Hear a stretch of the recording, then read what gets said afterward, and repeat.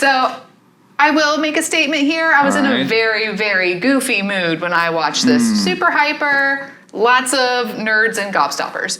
So my top 5 reasons do reflect that.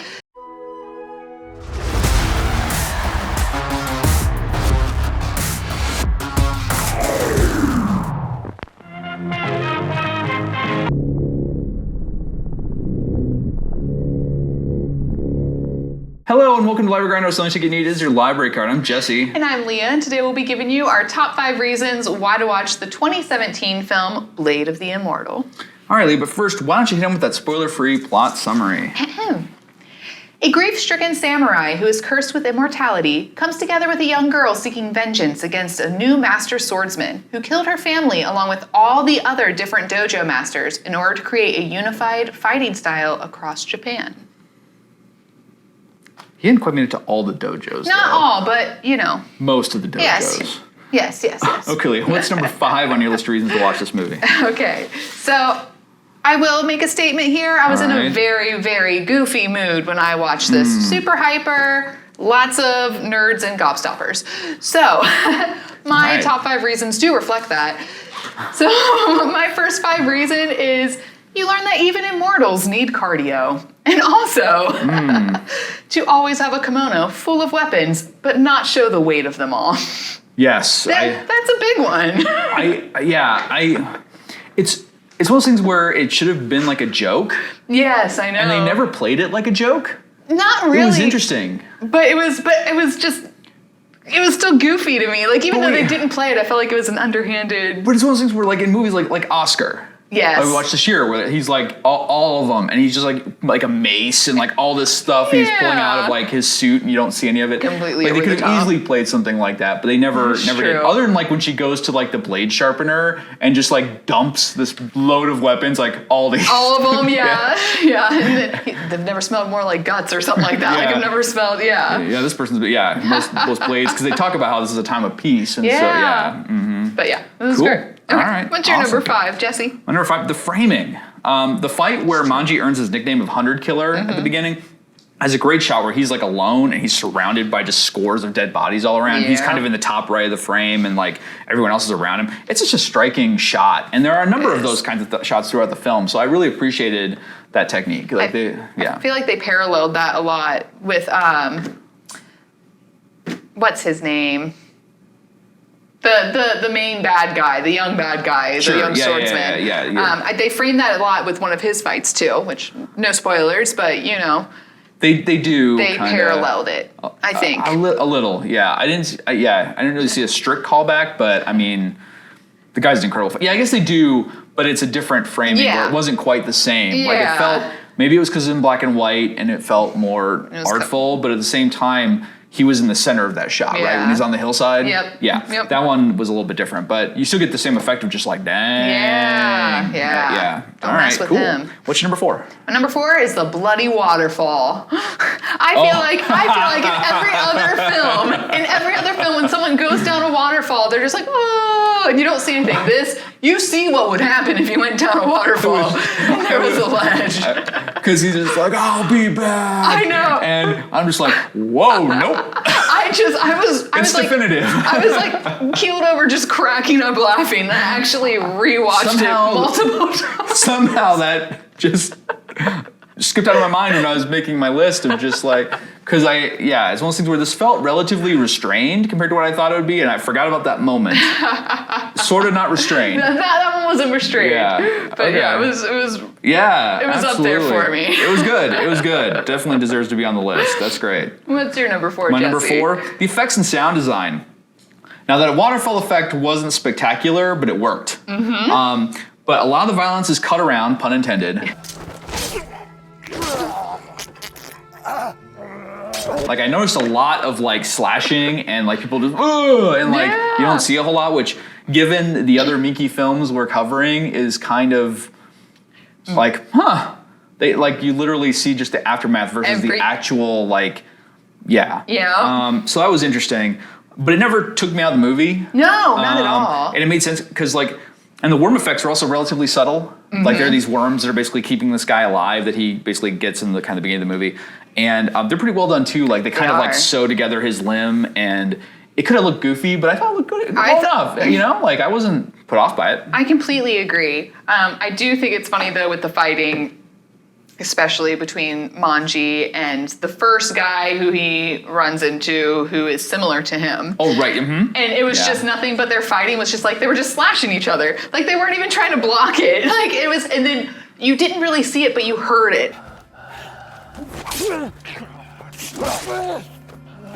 So I'm glad that you put the sound effect in there too, because it was like everything that you heard off screen, you could tell what they were still doing. Absolutely. Like it was very crisp. Yeah. It was good. Because like the sounds of the blades whooshing and like the cutting all just hit hard, and I appreciate that, just like you'd want them to, right? Exactly. I mean, which is important because also the weapon variety. Yes.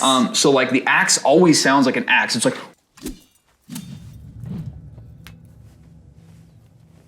Whoom. Yep. Like it doesn't sound like a katana. You could easily just whoosh, whoosh, whoosh, and just have the same sound effect no matter what the weapon is. But I really appreciated like the axe feels heavy, you know, when it swings through the air, and like the slices just sound visceral and really mushy and whatever, you know, exactly how you'd want them to sound. Even like the things that have the chains on them, like you hear it in the background. You hear it, Absolutely, yeah. And I mean, that's all very well done, and that's all par for the course, or it should be. Yeah. But I really kind of noticed it in a way that made me appreciate it. It wasn't taking me out of the movie, but I was just, you know, looking for things like to talk about, and I was like, I like the sound design of this movie. It works. All right, Leah, what's your number 3? All right, my number 3 is, if you believe in the Bloodworms will believe in you.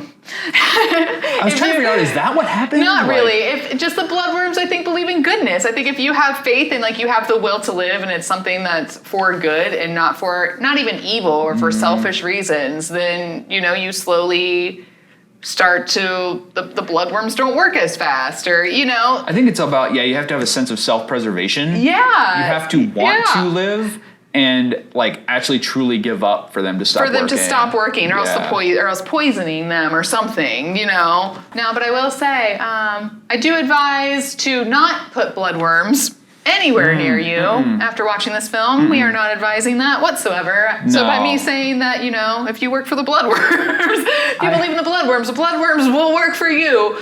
That is only in this movie context. Right, but I do appreciate that. I mean, as far as like you have a conversation about like the horror of immortality, because you're like, it'd be great to live forever. Ooh, maybe not. Well, even when I was trying to figure out how I wanted to word the synopsis, I was trying to be like the gift of immortality, and I'm like, this movie is all about it is not a gift. And it's not a gift of immortality. And it almost feels like you're gifted this, especially if you don't want it. Yes. Or wouldn't want it. Yeah. Because that was the last thing he wanted at that point. He was ready to go. And the person is just like, Yeah. Which I want to know more about her backstory, which we don't. They did kind of leave that. I appreciate the mystery. This is kind of a long movie, so it's true. It would have been a little too much. And I like that there's something where it's like, it's not explained, but I'm not dissatisfied. I was only dissatisfied in the terms of I wanted to know why she chose who she chose. Because at first I thought that it was just Monji, but obviously she's been doing this for a period of time, and I just wanted to know how. Like why did she pick who she picked?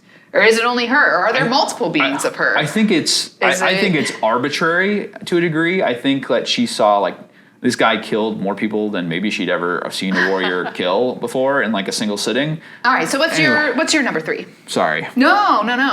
Number 3. The characters. I really like Monji and Anatsu, the young swordsman guy. Yeah.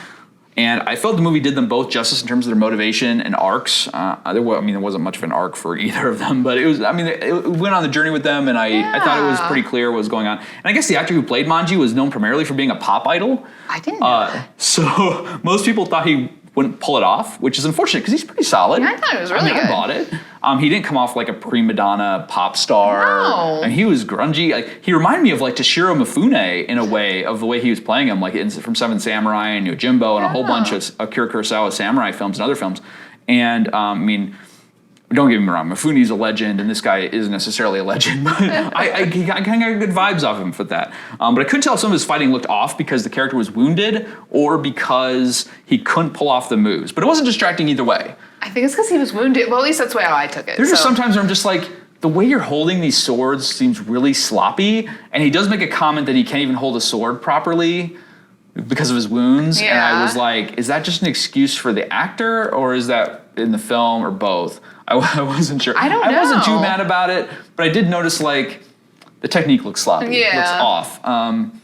But I also thought that also made it look, he looked more desperate. Yeah. Which I appreciated. But anyway, there were quite a few cuts during the action, but I assumed it was needed to do this to rig up the next actors for blood spray. Because there was a lot of just like, dang, there's a lot of cutting in this fight. Like there's not a whole lot of like long, like fight. Because one of the things I like about, like, for example, like the John Wick films is because it's done by stunt people, they have the confidence, and Keanu has the dedication to have like a really long fight sequence of shots. And since they're doing digital gunfire, which can kind of not be great sometimes, or like squibs and stuff, you're able to have that long sequence. Whereas there's actual like people rigged with blood. And so I think there's a little bit of both. But I wasn't too distracted by it. I was just kind of looking for things to talk about. And Yao Bakuni, the woman who gives the worms, is also vaguely a fun, benevolent character that I enjoyed when she shows up. And I wonder if the manga goes more into her story. I feel like because I did start reading it and she's in there, but yeah. See, yeah, you told me to. Yeah. But I wonder, how she chose to bestow her gift, quote unquote. Like I want to know more. But at the same time, it's kind of cool. There's a little bit of mystery. That is true. And maybe it's in the manga. If it's not in the manga, I'd be really disappointed. But because I mean, there's like so many volumes of it, and we have it on Hoopla and in hardcover. The hardcovers are still coming out, so that's not a complete collection yet, but it's getting there. Maybe that's why they did it, to like, hey, this is a movie. We're not showing you some parts. If you want the full story, check out the book. Well, allegedly the manga creator said the movie was okay. Yeah, hey, so that's good. Not mad about it. So that's good. All right. I was worried he'd Alan Moore it. But anyway, what's your number 2, Leah? My number 2 is Monji and Ren's unfolding relationship and how they give each other power to seek out good, and not even for selfish reasons. Like, even if you want something really bad, but you know that it's not good, they kind of teach each other that in a really weird way. It was a really cute relationship. It was very cute to me. I enjoyed both of it. I enjoyed it. Rin was problematic for me. Her voice would get a little, when she was yelling, it would kind of be like nails on a chalkboard to me. I'm trying to understand how old she's supposed to be, because the actress, I think, was like late teens or like around 20 at the oldest when this movie was made. Yeah, she does not look like that. Was she supposed to be like 12? I think so. Because they keep saying kid, and so I assume she's playing someone who's 12, and they didn't want to cast a young actress who would have to see arterial spray. Yeah. That kind of thing. And so I was unclear about the age, which kind of was like, I'd be less mad if she's supposed to be playing 12, because the way she just is so reckless and so irresponsible aggravated me to no end. And the fact that you see her training in her dad's dojo, how did she have no skills? She had one move. She had no skills. She had one move. She held the sword badly. You can't even hold the dang sword. I thought that she was younger than 12. That was just me. But that's needed to be made more clear. That is true. But also, I kind of thought it was humorous, the fact that Ren makes every single wrong decision that you could possibly It was infuriating to me. I feel like I think that's just her. And I thought it was funny, because then it's just Monji who's like, oh my gosh, gotta go fix it. I was so mad for him. I'm like, dude, cut her loose, man. Like, cut her loose. Seriously, she is just asking to be destroyed. Well, and also, she did see some gruesome things at a young age, so maybe that's sort of... I needed it to be made clear that this is a child. I do agree with that. They should have done... Machi did weird stuff at the beginning, but because she just had been driven nuts by seeing her brother kill her husband. And just cut him down viciously. Yeah. And I was like, okay, so the fact that she's like doing a pinwheel and wandering off made absolute sense. Horse turd. Yes, made absolute sense to me, whereas the other stuff, Rin made no sense. I'm like, you've trained in your father's dojo. I get that you're doing the your vengeance, and you might have been driven a little crazy, but you're not acting like that. That's true. I just need to know, you better be 8. You better be 8. Because you're holding a sword like you're 8. You're making choices like you're 8. It's true. And I just need to know. Because if she's supposed to be like 16 to 20, very mad. No, I don't think she's... Because, well, even in the beginning when he's like, no, you're just a kid. When he was like, what are you going to give me? Right. That whole thing. So she has to be very young. Yes, but it wasn't clear enough for me. Yeah. And that's why I didn't put Ren as part of my favorite characters, because I was very mad at Ren. I was very mad at Ren. Very mad at Ren. Very disappointed. Very disappointed, Ren. Well, what is your number 2? My number 2, the fight scenes. Yes. So I'll admit that I expected something crazier from the director of Audition and Ichi the Killer, but I appreciate the fights were huge. Yes. Pretty well choreographed, and still pretty gnarly while staying true to the manga source material and the legacy of samurai films. Given that he's been in at least 2 other samurai movies, in 2010, 13 Assassins, and then Harry Carey. I also like the good variety of weapons used, which helped keep things from getting too repetitive. Yes, I agree. I thought there could have been more variety, because you talked about how you love Kung Fu Hustle. I do love Kung Fu Hustle. And like every one of those guys had like a different weapon. Thing, yeah. And there's like the bad guys with like the stringed instrument that like throws blades or whatever. I'm like, I didn't want something quite that crazy, because the manga probably doesn't go that route, but I wanted a little more variety. But he did have some like pretty cool though. Yeah, like the shurikens, like the little I don't know. I call it like the crab claw, blade. Well, I feel like that was supposed to be like you use that to break the blade or something. Oh, like, I thought it was like to break a bone, like. Well, I feel like you catch the blade in it and you're supposed to like twist and if you do it right, you could break the blade off. I don't know, but that was cool. Same with the chain one that got a hold of Monji. That was. Yeah, there's just a cool variety, and it's cool. And it's also in the manga. I remember the manga had a lot of the different weapons. So, yeah. So, all right, Leah, what's your number 1 reason to watch Blade of the Immortal? My number 1 reason is because I had a bloody good time watching it, pun intended as well, and I said so. This might be like up there in one of my favorite sort of, up there with Kung Fu Hustle, actually. I thoroughly enjoyed it, and I came in this thinking that it was going to be... Like, this was my first Miyake movie, actually, so I came into it like, what am I going to see? I'm ready to hold the hand up, had, like, the blanket, like, I'm ready to put my head underneath the blanket so I don't have to look at it. And I watched the whole, and I was hyper, too. I was very hyper. But I had a good time. It's like John Wick with swords. It sucked me in. Yeah. Like, I really enjoyed myself. Cool. So what's your reason why? What's your number 1? Because I said so. I mean, Miike started to gain critical legitimacy with 2010's 13 Assassins, and it feels like this is kind of blending of that film, which I have not seen, and the director's Wilder stuff. So basically, it's definitely more restrained and clearly crafted than Audition and Ichi the Killer, which had some stuff where I'm just like, what happened?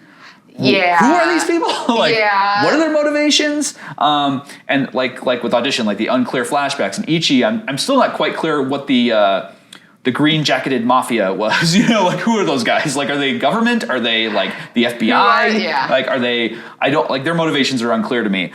But this was more clearly motivated. Like the only thing that was unclear was like the woman who gives the worms. Like what's her motivation? Yeah. Like that was most of what was unclear, and also the relationship, like the brother relationship at the beginning with Machi and Monji. I didn't quite get that, but that was my fault. I wasn't paying enough attention. But other than that, though, literally the only ambiguous part was the woman. So I don't. So it's less confusing and feels more skilled, and so it's nice to see that growth in the director because I mean like Audition came out in like '99. Ichi the Killer was like 2003-ish, and so this is 2017 now, so I like seeing that growth in director, and he doesn't feel like he compromised his sensibilities. It's like he just kind of refined them, and it also didn't feel like violence for violence sake. It's all very well motivated. Absolutely. And, so I appreciated that. I really enjoyed it. Like, honestly, if you're in the mood for a samurai movie, this doesn't have a whole lot of gore in it, so it's not even that, like... I mean, there's blood everywhere, but it's not, like, guts. Guts. It's not, like, gory.